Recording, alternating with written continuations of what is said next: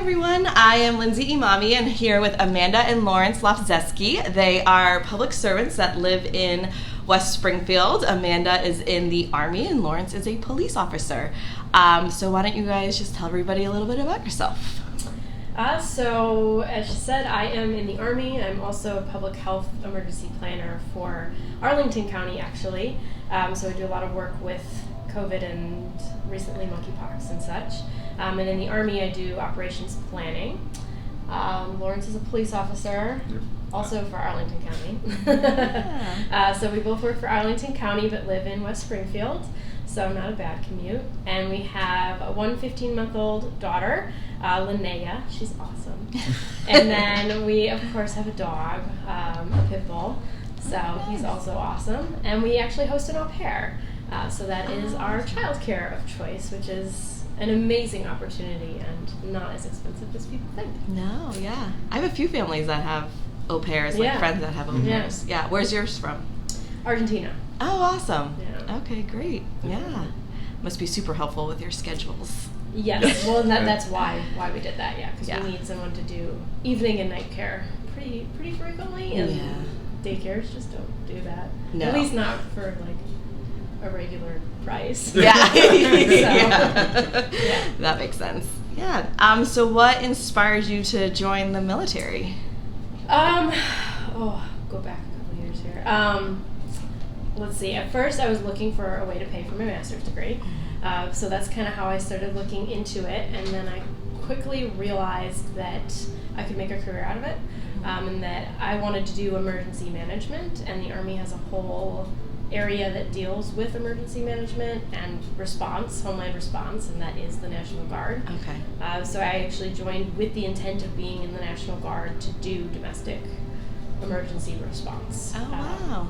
So that is why I joined, and they did also pay for my master's degree. So, double bonus. yeah, but I dabbled in corporate right out of my master's, like working a corporate emergency operations job, and I hated it. It was not for me. It was just as the bottom line was always money, and my bottom line was always people.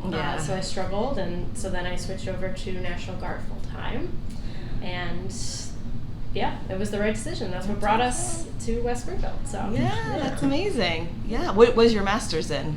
I have a master's of public health with a focus in disaster management and biosecurity, so pandemics and that kind of thing. Very specific for and very, very current. Yeah, I know. This was before COVID, though, so isn't that funny how things work out? Yeah. Because that must be such a specialized area. It is, yeah. It was the only program in the country at the time. Wow. I doubt it is now, but...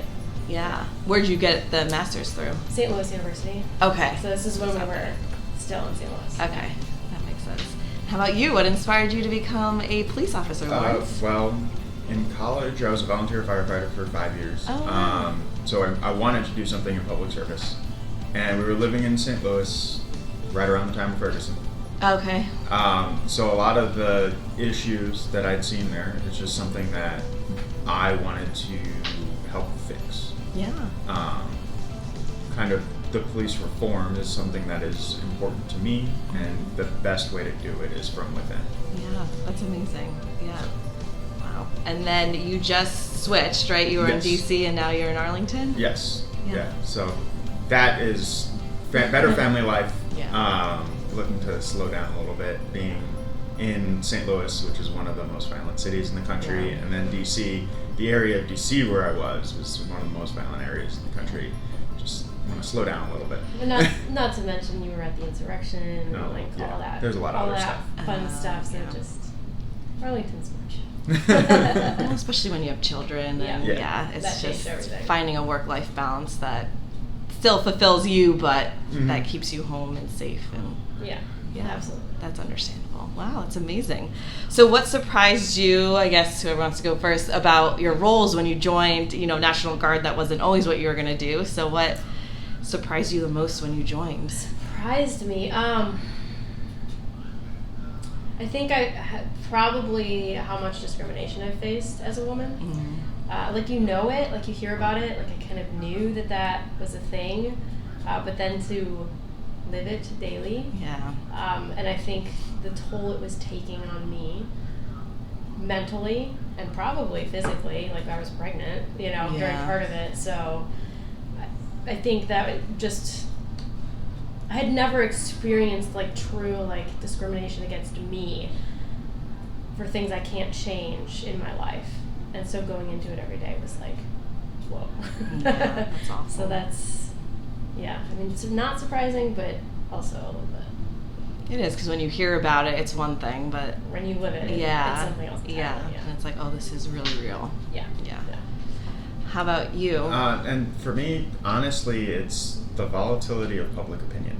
Mm.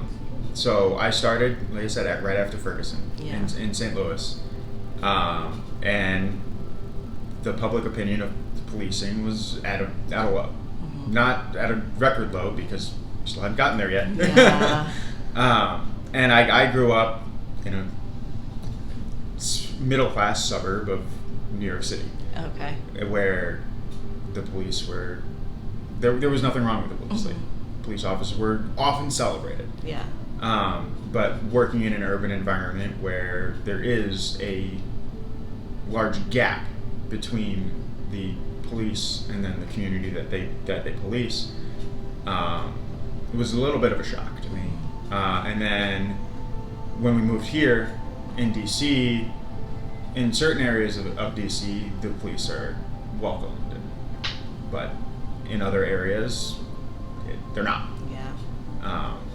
And just the wild shifts, especially after the incident with George Floyd, leading into the insurrection at the Capitol, like just how the wild swings in public opinion and how they view the police is something that it makes the job hard at times. Yeah. And that's something that I wasn't necessarily expecting when I started. Yeah. Well, and the fact that you joined to help and support a community, and then that's also emotionally and mentally got to be draining to know that not everybody's on your side. Yeah, and then but that there's reasons for it too. Taking both sides. Yeah. Yeah, that's got to be a lot. Yeah. Well, so you guys just kind of talked about too what's been your biggest hurdles, I'm guessing too. That was kind of going into one with the surprise and that. So, what are your goals over the next year? The next year? Yeah. So short term. Okay. Yeah. That I can probably answer. I know. Get a raise. Yeah. It's a good goal. Figure out this whole work-life balance with having a kid. Yeah. She's 15 months old, but things are constantly changing. So, and I think we want to start traveling, for us. Yeah. We travel a lot to see family, and I think we want to do something that's where we want to go. Yeah. Love our families, but also need to do our own thing. Yeah. Well, it's expensive to travel now too, so it's you really have to pick. Yeah, you do. Yeah, that's really hard. Is your family still in New York? Yes. Yeah. And then where's your family from, Amanda? Chicago. Okay. Yeah. So that you probably have to fly. Or do you drive? We do you? Yeah. It's not that bad. I mean, it's long. You have to dedicate an entire Says the one who doesn't do most of it. Yeah. The napper. No, I do the baby. She does the baby. Sometimes I'm working, so I don't have to take the day off work. Oh, got you. Yeah. But I mean, it's a lot cheaper when you have an au pair, two and three adults and a baby to drive. Yes. And then the dog can come. Oh, yeah, that's true. Oh, yeah. So does your au pair like traveling with you guys? So we actually just did the year transition to a new au pair. Oh, okay. So the one our previous au pair, yes, she enjoyed coming with us and always did, and I think our current au pair will as well. Yeah. She's only going on her third week, so we haven't done anything yet. Yeah. She's still getting the feel for it. So. Yeah. Oh, that's awesome. So is it yearly transitions that the au pairs have to make that? So they initially commit to a year. Okay. And then at the year they can decide, and you can decide whether or not you want to extend. Gotcha. And our previous au pair decided that she was going to go back to school. Okay. So she did not extend. Yeah. Okay. That makes sense. Well, do you guys, you have the 15-month-old, right? So it's still kind of getting into the work-life balance. Mm-hmm. Do you guys have any tips for new moms and dads that are transitioning to this, parenthood work life. Plan, yeah. Yeah, and look into all the childcare options. Like, don't be afraid to look at an au pair. Don't be afraid to look at a nanny or a nanny share or a daycare. Like, just because it's not your traditional route doesn't mean it can't work for your family. And then I would say, like, absolutely don't forget about yourselves, because that's been really big for us with the au pair. Is it gives us a built-in babysitter. We can adjust her hours so that she babysits during date night or whatever we might have. It actually enabled us to go on a short 2-day trip to Universal Studios. Oh, nice. And that's awesome. Stuff that, like, typically moms feel bad for and get shamed for, and I'm kind of like, but you know what? Like, I'm healthy mentally, physically, and it enables that, and it's okay, and my daughter's really happy, and we have a great relationship. Yeah. So yeah, I'd say, like, really investigate the childcare options, and yeah, don't be afraid to do something that other people are like, oh, well, that seems like weird or bougie or whatever. You know, it's like, actually, in this area, the au pair is the same price as daycare. Yeah. It's not. I believe anymore. it. So it's, you know, like, just really, really plan and investigate. Yeah. That's my advice. And have date nights. And have date nights. Right. Yes. Right. Plan and investigate so that you can still have an adult life. Yeah. And continue to build your own relationship together. Yeah. It's hard to do that and get lost in raising the child, and then also you guys have 2 high-stress jobs, so that's really hard too, to try and leave work at work and then not come home and just binge on Netflix. Love to do that, but it's good to get outside too. Also has its place. Yeah, absolutely. Okay, and then you guys recently bought a home, like, right at the start of the pandemic, right? Yeah. So what's been, like, the best part, the most exciting part about owning a home for you guys? Owning the home. Not paying somebody else's mortgage. Yeah. Right. Not having to, like, be responsible to someone else's maintenance or needs, or, you know, like, it's ours. We can do with it what we want. We can prioritize in our way. And just not having that in the back of your mind, like, oh, this isn't mine. Yeah. Being able to invest. And not having to look for a new place potentially in a year or 2, depending on how long your lease is. Constant moving, packing boxes. Right. Stress of, like, are we going to renew or not? Yeah. And then of course, space. Yeah. Like, oh my goodness, in this area especially, like, space is at a premium. So having a house and being able to have the space is really nice. Yeah. Not having to call a landlord to see if you can paint a room. Yeah. You know, like, make it your own house. Right, yeah. And we have a pool. So fancy. That was particularly exciting for me. I grew up a swimmer. So yeah, that's awesome. I love having that. It's a lot of work. Yes. Certainly not for everyone. No. But I like it. It took us a couple of years to figure it out. Yeah. Like, the maintenance and everything, just getting it to a point where, all right, now we can enjoy the pool, because now we're not figuring out how to take care of it. Yeah, exactly. It doesn't seem like such a chore. Yeah. Well, especially if you got there, like, right at the start of the pandemic. I mean, pools were closed, you know, like, it must have been nice to have an outdoor place. If we weren't working that whole summer. Right. So that was the downfall of being public servants and COVID, and then George Floyd, and then the elections, and then the insurrection and inauguration. Like, I think this is the first summer where we actually were at home long enough to use the pool. Well, yeah. Wow. Yeah. And it's nice. Yeah, it must have felt nice. Yeah. And then what's been one of the more difficult aspects about owning a home that you weren't expecting? The maintenance, the projects that pop up. Absolutely.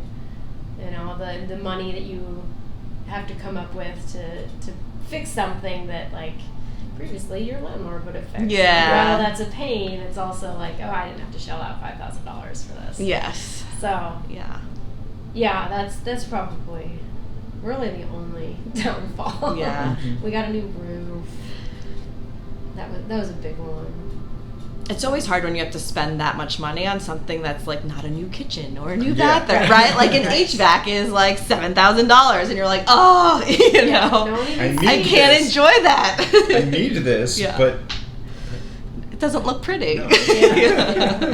Yeah, that's hard. Yeah. Okay, and then you guys have been here. How long have you lived in Northern Virginia? 3.5. Yes. Okay. 3.5 years, yeah. So what are some of your favorite things to do, either like for date nights for you or with your daughter in the Northern Virginia area? So we are craft beer and local wine people. Yeah. So we absolutely love going to local breweries. Yeah. Coming from St. Louis has a huge and very good local beer scene. Okay. And here it's not Growing. as much, but it's growing, and it's really cool to see that. Yeah. And to It's really nice. explore and find new places. So we do that. We've, of course, done wineries, like Yeah. out an hour away or whatever, and you do a bunch in a day. Yeah. With our daughter, I'd say, I mean, she enjoys going to breweries. Yeah. Yeah, and there's quite a few in the area where like that you can have kid spaces and Yeah. whatnot. Mhm. And there's always another couple with a kid that age. Yeah. Always. So she comes with to that. She loves the park. So yeah, and Children's then Museum. the Children's Museum is a big hit In DC? Yeah. Yeah. Okay. Yeah. It's not a Smithsonian, unfortunately, but Yeah. it's well worth the money. She absolutely loved it. Best sleep she's ever gotten. Really? So yeah, I think we're probably gonna get a family membership there because it's not that far from here. It's a 20-minute drive. Mhm. So Yeah. yeah, that's a hit. Yeah, date night. So we're members at Cooper's Hawk. I don't know if you know that. Oh, yeah. Yep. Yeah, so that actually started where I'm from in the Chicago area. Oh, it So did. my parents have been members, probably since the very beginning of them, and then we have been members since 2013. 2013. Wow. Okay. Just because it was in the area, like it was, founded there. Yeah. So we've continued that everywhere we've moved, kept that membership, and now we drive 35 minutes up to Reston to go. Yeah. But Reston's nice, so you make like an evening of it. Yeah. That town center they built up so much. That's Yeah. where it is. Yeah. That's exactly Yeah. what Okay, it is. that is, yeah. So that's probably like our go-to favorite date night, just because it's consistently good. Yeah. But then of course, like we go to Mike's a lot. Okay. Mike's is our go-to. Like we don't want to go far. Yeah. Super kid friendly. Yeah. Always have good luck there with servers. Mhm. So And their wood-fired salmon is delicious. my daughter They're- hates it. Really? We keep trying to get it for her. Yeah. Anything that doesn't have milk.